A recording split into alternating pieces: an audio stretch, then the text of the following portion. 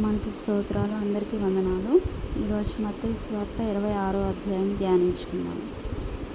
యేసు ఈ మాటలన్నీ చెప్పి చాలించిన తరువాత జరిగినదేమనగా, ఆయన తన శిష్యులను చూచి 2 దినములైన పిమ్మట పస్కా పండుగ వచ్చిననియు, అప్పుడు మనుష్య కుమారుడు సిలువ వేయబడుటకై అప్పగింపబడనియు మీకు తెలియనని చెప్పెను. యేసు శిష్యులను చూచి చెప్తాడు, పస్కా పండుగ వస్తుంది, తర్వాత మనుష్య కుమారుడు సిలువ వేయబడుటకై అప్పగించబడును అని శిష్యులకి యేసయ్య చెప్తున్నాడు. ఆ సమయమున ప్రధాన యాజకులను, ప్రజల పెద్దలను, కయప అను ప్రధాన యాజకుని మందిరంలోనికి కూడి వచ్చి యేసును మాయోపాయము చేత పట్టుకొని చంపవలెనని ఏకమై ఆలోచన చేసిరి. కాబట్టి యేసయ్యను ముందుగానే పట్టుకోవాలి, చంపేయాలి అని ఆలోచన చేశారంట. కాబట్టి ప్రధాన యాజకులు అయితే ప్రజల్లో అల్లరి కలుక్కున్నట్లు పండుగలో వద్దని చెప్పుకున్నారంట. యేసు బెతనియాలో కుష్ఠరోగి అయిన సీమోను ఇంటనున్నప్పుడు ఒక స్త్రీ మిక్కిలి విలువగల అత్తరు బుడ్డి తీసుకొని ఆయన ఎద్దుకు వచ్చిందంట. అత్తరు బుడ్డి తీసుకొని ఒక స్త్రీ వచ్చిందంట. ఆయన భోజనమునకు కూర్చుండగా దానిని ఆయన తల మీద పోసింది. అత్తరు ఆయన తల మీదను పోసింది. శిష్యులు చూచి కోపపడి, ఈ నష్టం ఎందుకు? దీనిని గొప్ప వెలకు అమ్మి బీదలకు ఇయ్యవచ్చునే అనిరి. మీకెందుకమ్మా నష్టము, అమ్మేసి బీదలకు ఇవ్వచ్చు కదా అని అన్నాడంట. యేసు ఆ సంగతి తెలుసుకొని, ఈ స్త్రీ నా విషయమై ఒక మంచి కార్యము చేసెను. ఈమెను మీరెలా తొందర పెట్టుచున్నారు. బీదలు ఎల్లప్పుడూ మీతో కూడా ఉన్నారు, కానీ నేను ఎల్లప్పుడూ మీతో కూడా ఉండను. ఈమె ఈ అత్తరు నా శరీరం మీద పోసి నా భూస్థాపన నిమిత్తము దీన్ని చేసెను. సర్వలోకమందు ఈ సువార్త ఎక్కడ ప్రకటింపబడనో అక్కడ ఈమె చేసినదియు ఈమె జ్ఞాపకార్థముగా ప్రశంసింపబడుననియు మీతో నిశ్చయంగా చెప్పుచున్నానని వారితో అనెను. యేసయ్య శిష్యులతో అంటారు,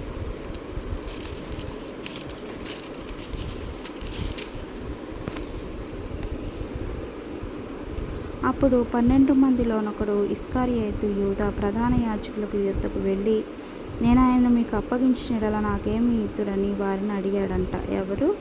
శిష్యుల్లో యూదా అనే ఒక శిష్యుడు వెళ్ళి, ఆయన అప్పగిస్తే మీరు నాకేమి ఇస్తారు అని అడిగితే, అందుకు వారు 30 వెండి నాణములు తూచి వానికి ఇచ్చిరి. వాడప్పటి నుండి ఆయన అప్పగించుటకు తగిన సమయమును కనిపెట్టుచుండెను.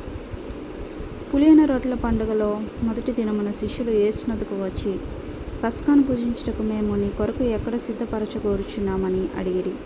అందుకు ఆయన, మీరు పట్టణమందున్న ఫలానా మనుష్యుని యొద్దకు వెళ్ళి, నా కాలము సమీపమై ఉన్నది, నా శిష్యులతో కూడా నీ ఇంట పస్కా ఆచరించదనని బోధకుడు చెప్పుచున్నాడని అతనితో చెప్పెను. యేసు తమకు ఆజ్ఞాపించిన ప్రకారం శిష్యులు చేసి పస్కాను సిద్ధపరిచారంట. సాయంకాలం అయినప్పుడు ఆయన 12 మంది శిష్యులతో కూడా భోజనమునకు కూర్చుండెను. వారు భోజనము చేయుచుండగా ఆయన, మీలో ఒకడు నన్ను అప్పగించునని మీతో నిశ్చయంగా చెప్పుచున్నానెను. అందుకు వారు బహుదుఃఖపడి ప్రతి వాడును, ప్రభువా నేనా అని ఆయన అడగగా, ఆయన నాతో కూడా పాత్రలో చెయ్యి ముంచిన వాడెవడో వాడే నన్ను అప్పగించుచున్నాడు అని మనుష్య కుమారుని గూర్చి వ్రాయబడిన ప్రకారము ఆయన పోవుచున్నాడు. కానీ ఎవని చేత మనుష్య కుమారుడు అప్పగింపబడుచున్నాడో ఆ మనుష్యునికి శ్రమ అని ఇస్కరియోతు గురించి మాట్లాడుతున్నాడు, యూదా గురించి. ఆ మనుష్యుడు పుట్టి ఉండని ఎడల వానికి మేలు అని చెప్పెను. ఆయనను అప్పగించిన యూదా, బోధకుడా నేనా అని అడగగా ఆయన నీవన్నట్టే అనెను. కాబట్టి వారు భోజనము చేయుచుండగా యేసు ఒక రొట్టె పట్టుకొని దాన్ని ఆశీర్వదించి విరిచి తన శిష్యులకిచ్చి, మీరు తీసుకొని తినుడి, ఇది నా శరీరం అని చెప్పెను. మరియు ఆయన గిన్నె పట్టుకొని కృతజ్ఞతాస్తుతులు చెల్లించి వారికిచ్చి, దీనిలోనిది మీరందరూ త్రాగుడి అని చెప్పాడంట. ఇది నా రక్తము, అనగా పాప క్షమాపణ నిమిత్తము అనేకుల కొరకు చిందింపబడుచున్న నిబంధన రక్తము అని ఆయన మరణించక ముందే ఇలా శిష్యులకి ఆయన శరీరంలో రక్తాన్ని ఇచ్చాడు, రొట్టెని ద్రాక్షారసమును ఇచ్చాడు. నా తండ్రి రాజ్యంలో నీతో కూడా నేను నీ ద్రాక్షారసము క్రొత్తదిగా త్రాగు దినము వరకు ఇకను దాన్ని త్రాగునని మీతో చెప్పుచున్నాను. నేను వాళ్ళతో కూడా యేసయ్య తాగే వరకు ఆయన రాజ్యంలో అప్పటిదాకా నేను తాగనని ఆయన వాక్యం ద్వారా మాట్లాడుచున్నాడు. అంతటా వారు కీర్తన పాడి ఒలీవ కొండకు వెళ్ళిరి. అప్పుడు యేసు వారిని చూచి, ఈ రాత్రి మీరందరూ నా విషయమై అభ్యంతరపడెదరు. ఏలయనగా గొర్రెల కాపరిని కొట్టుదురు, మందలోని గొర్రెలు చెదిరిపోవును అని వ్రాయబడి ఉన్నది కదా. నేను లేచిన తరువాత మీకంటే ముందుగా గలిలయకు వెళ్ళెదనెను. అందుకు పేతురు, నీ విషయమై అందరూ అభ్యంతరపడినను నేను ఎప్పుడనో అభ్యంతరపడనని ఆయనతో చెప్పగా, యేసు అతని చూచి, ఈ రాత్రి కోడి కూయక మునిపే నీవు నన్ను ఎరుగునని ముమ్మారు చెప్పేవని నీతో నిశ్చయంగా చెప్పుచున్నాను. పేతురు ఆయనను చూచి, నేను నీతో కూడా చావవలసి వచ్చినను నిన్ను ఎరుగనని చెప్పనెను. అదే ప్రకారము శిష్యులందరూ అనిరి. అంతటా యేసు వారితో కూడా గెత్సెమనే అనబడిన చోటుకి వచ్చి, నేను అక్కడికి వెళ్ళి ప్రార్థన చేయి వచ్చే వరకు మీరిక్కడ కూర్చుండుడని శిష్యులతో చెప్పాడంట. గెత్సెమనే ప్లేస్కి ఆయన వెళ్ళి ప్రేయర్ చేసి వచ్చేదాకా మీకు ఇక్కడే ఉండండి అని అన్నాడంట. పేతురును జెబెదయి ఇద్దరు కుమారులను వెంట పెట్టుకొని దుఃఖపడుటకును చింతాక్రాంతుడగుటను మొదలుపెట్టెను మన యేసయ్య. అప్పుడు యేసు, మరణమగునంతగా నా ప్రాణము బహు దుఃఖములో మునిగి ఉన్నది. మీరు ఇక్కడ నిలిచి నాతో కూడా మెలకువగా నుండుడని వారితో చెప్పి కొంత దూరము వెళ్ళి సాగిలపడి, నా తండ్రి, సాధ్యమైతే ఈ గిన్నె నా యొద్ద నుండి తొలగిపోనిమ్ము, అయినను నా ఇష్ట ప్రకారము కాదు నీ చిత్తము ప్రకారమే కానిమ్మని ప్రార్థించెను. ఆయన మరలా శిష్యుల యొద్దకు వచ్చి వారు నిద్రించుట చూచి, ఒక గడి అయినను నాతో కూడా మేల్కొని ఉండలేరా? మీరు శోధనలో ప్రవేశింపకున్నట్లు మెలకువగా ఉండి ప్రార్థన చేయుడి. ఆత్మ సిద్ధమే కానీ శరీరము బలహీనమని పేతురుతో చెప్పి మరలా రెండవ మారు వెళ్ళి, నా తండ్రిని, నేను దీన్ని త్రాగితేనే కానీ ఇది నా యొద్ద నుండి తొలగిపోవుట సాధ్యము కాని ఎడల నీ చిత్తం సిద్ధించుగాక అని ప్రార్థించాడంట. మళ్ళీ తిరిగి వచ్చి వారు మరలా నిద్రని చూసి, ఏలయనగా వారి కన్నులు భారముగా ఉండదు. ఆయన వారిని మరలా విడిచి వెళ్ళి ఆ మాటలే చెప్పుచు 3 మారులు ప్రార్థన చేశాను. అప్పుడు ఆయన తన శిష్యుల యొద్దకు వచ్చి, ఇక నిద్రపోయి అలసట తీర్చుకొనుడి. ఇదిగో ఆ గడియ వచ్చి ఉన్నది, మనుష్య కుమారుడు పాపుల చేతికి అప్పగింపబడుచున్నాడు. లెండి వెళ్ళుదము, ఇదిగో నన్ను అప్పగించువాడు సమీపించి ఉన్నాడని వారితో చెప్పెను. ఆయనకి ముందుగానే అన్నీ తెలుసు. అందుకని తండ్రికి ప్రార్థన చేస్తున్నాడు, నీ చిత్తమైతే ఈ పాత్రను నా యొద్ద నుంచి తొలగించండి అని యేసయ్య ప్రేయర్ చేశారు. నైటు 3 సార్లు శిష్యుని ఉండమని ప్రేయర్ చేశాడంట. ఇంకా లెగవండి, సమయం సమీపించి ఉన్నది అని శిష్యుల్ని లేపాడంట. ఆయన ఇంకనూ మాట్లాడుచుండగా 12 మందిలో ఒకడు యూదా వచ్చెను. వానితో కూడా బహుజన సమూహము కత్తులు గుదియులు పట్టుకొని ప్రధాన యాజకుని యొద్ద నుండి ప్రజల యొద్ద నుండి వచ్చెను. ఆయనను అప్పగించువాడు ఎవరిని ముద్దు పెట్టుకొనను ఆయనే యేసు. ఆయనను పట్టుకొనుడని వారికి గుర్తు చెప్పి వెంటనే యేసు వద్దకు వచ్చి, బోధకుడా, నీకు శుభమని చెప్పి ఆయనను ముద్దు పెట్టుకొనెను. యేసు, చెలికాడా, నీవు చేయవలసినది చేయమని అతనితో చెప్పగా వారు దగ్గరకు వచ్చి ఆయన మీద పడి ఆయనను పట్టుకొనిరి. ఇదిగో యేసుతో కూడా ఉన్న వారిలో ఒకడు చేయి చాచి కత్తి దూసి ప్రధాన యాజకుని దాసుని కొట్టి వాని చెవి తెగ నరికెను. యేసు, నీ కత్తి వలలో తిరిగి పెట్టుము, కత్తి పట్టుకొని వారందరూ కత్తితోనే నశింతురు అని యేసయ్య అక్కడ కూడా ఆయన మాట్లాడుచున్నాడు. ఈ సమయమున నేను నా తండ్రిని వేడుకొనలేననియో వేడుకొని ఎడల ఆయన 12 సేనా వ్యూహముల కంటే ఎక్కువ మంది దూతలను ఇప్పుడే నాకు పంపడనియో నీవు అనుకొనిచున్నావా అని మాట్లాడుచున్నాడు. కాబట్టి ప్రధాన యాజకులు, దాసులు వాళ్ళందరూ వచ్చి ఆయన పట్టుకోవాలని చూస్తే యేసయ్య శిష్యుల్లో వాళ్ళ చెవిని కత్తితో తెగ నరికాడంట. కాబట్టి యేసయ్య అంటున్నాడు, అలా చేయొద్దు, కత్తి పట్టుకున్న వాళ్ళు కత్తితోనే చనిపోతారు. నేను ఆయన్ని ప్రార్థిస్తే నా కొరకు ఆయన 12 సేనా వ్యూహముల కంటే ఎక్కువ మంది దూతలను నా కోసం పంపడని మీరు అనుకుంటున్నారా అని ఆయన మాట్లాడుచున్నాడు. నేను వేడుకొని ఎడల ఇలాగూ జరగవలెనని లేఖనం ఎలాగూ నెరవేరునని అతనితో చెప్పెను. ఆ గడియలోని యేసు జనసమూహంలోని చూచి బందిపోటు దొంగల మీదకి వచ్చినట్టు కత్తులతోనూ గుదియలతోనూ నన్ను పట్టుకుని వచ్చితిరా. నేను అనుదినము దేవాలయంలో కూర్చుండి బోధించుచున్నప్పుడు మీరు నన్ను పట్టుకొనలేదు. అయితే ప్రవక్తల లేఖనను నెరవేరినట్లు ఇదంతయు జరిగినని చెప్పాను. అప్పుడు శిష్యులందరూ ఆయన విడిచి పారిపోయాను. శిష్యులందరూ ఆయన విడిచి వెళ్ళిపోయారంట. ఆయన పట్టుకొనగానే శిష్యులందరూ విడిచి వెళ్ళిపోయారు. యేసు పట్టుకొనిన వారు ప్రధాన యాజకుడైన కయప యొద్దకు ఆయనను తీసుకొని పోగా అక్కడ శాస్త్రులను పెద్దలను కూడి ఉండిరి. పేతురు ప్రధాన యాజకుని ఇంటి ముంగిటి వరకు ఆయనను దూరము నుండి వెంబడించి లోపలికి పోయి దీని అంతమేమను చూడవలనని బండ్రౌతులతో కూడా కూర్చుండెను. ప్రధాన యాజకులను మహాసభ వారందరూ యేసును చంపవలనని ఆయనకు విరోధముగా అబద్ధ సాక్ష్యములు వెదుకుచుండిరి. కానీ అబద్ధ సాక్షులు అనేకులు వచ్చినను సాక్ష్యం ఏమీ దొరకలేదు. తుదకు 2 మనుషులు వచ్చి వీడు దేవాలయమును పడగొట్టి 3 దినములలో దాన్ని కట్టగలనని చెప్పాననిది.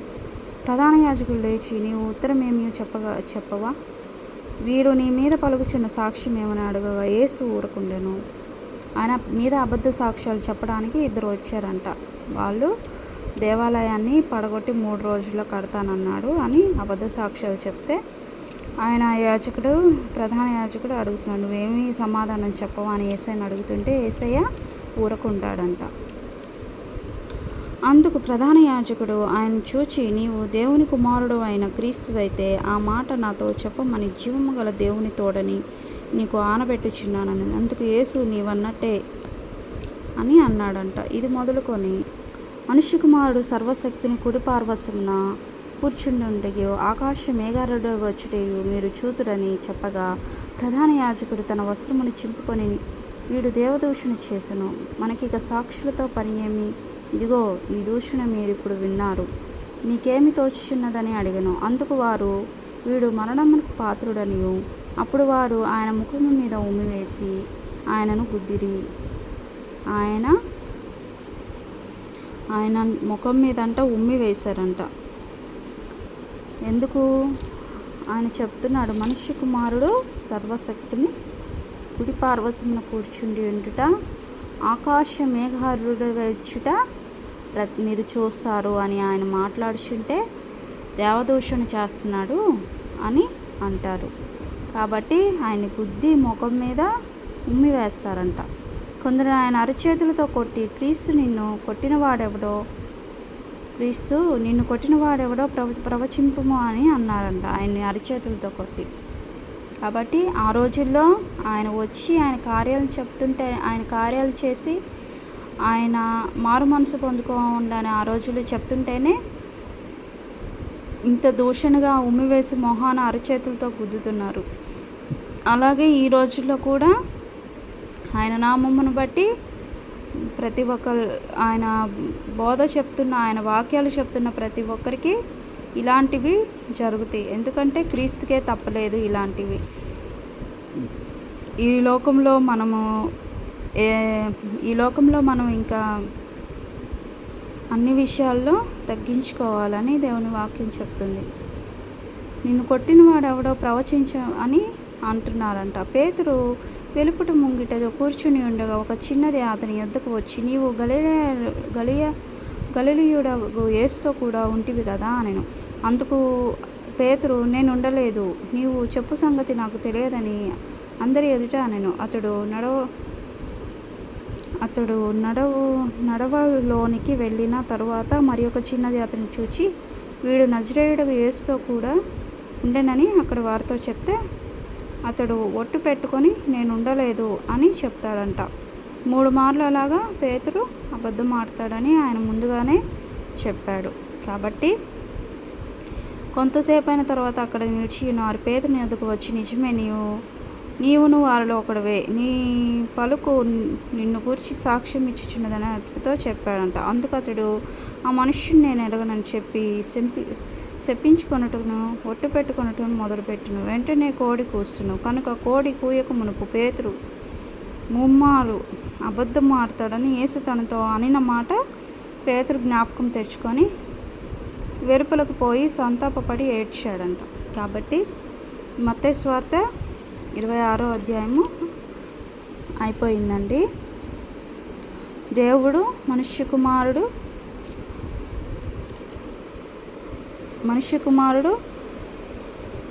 ప్రధాన అధిపతులకు, ప్రధాన యాజకులకు, కయప యొద్దకు ఇంకా ఆయన్ని పట్టుకున్నారు. 26వ అధ్యాయంలో ఆయన దొంగలు, ఆయన అన్యుల చేతికి అప్పగించుకుంటున్నాడు. కాబట్టి ఆయన దాని నిమిత్తమే ముందుగానే ఎంతో దుఃఖపడి ఏడ్చాడు. ఆయనకి రాబోయే శ్రమను బట్టి నైట్ నిద్ర కూడా పోలా, 3 సార్లు లేచి ప్రార్థన చేసి ఉన్నాడు. కాబట్టి ఆయన మరణము ఎంతో భయంకరంగా ఉండిద్ది. అందుకే ఆయన చాలా దుఃఖపడ్డాడు. కానీ ఆయన తండ్రి చిత్త ప్రకారము సమస్తము నెరవేరాలి, లేఖనములు చెప్పిన సమస్తం నెరవేరాలని ఆయన మౌనంగా ఉన్నాడు. మన నిమిత్తము ఆయన ఉమివేయబడ్డాడు. గుద్దులతో ఇది ఆయనను గుద్దారు. కాబట్టి నిన్ను అరిచేతులతో కొట్టారు. నిన్ను కొట్టిన వాళ్ళు ఎవరో చెప్పమంటున్నారు. ఆయన యందు ఎటువంటి పాపం లేదు. ఆయన ఎటువంటి దొంగతనం చేయలా, వ్యభిచారం చేయలా, ఆయన ఎటువంటి అల్లరి ఆయన ఎటువంటి పాపాలు చేసేవాడు కాదు. ఆయన పరిశుద్ధుడు. అయినప్పటికీ ఆయన మరణశిక్ష వేయమని అక్కడ ప్రజలు అల్లరి చేస్తున్నారు. కాబట్టి మన నిమిత్తం ఆయన మన శాపాన్ని అనుభవించాడు.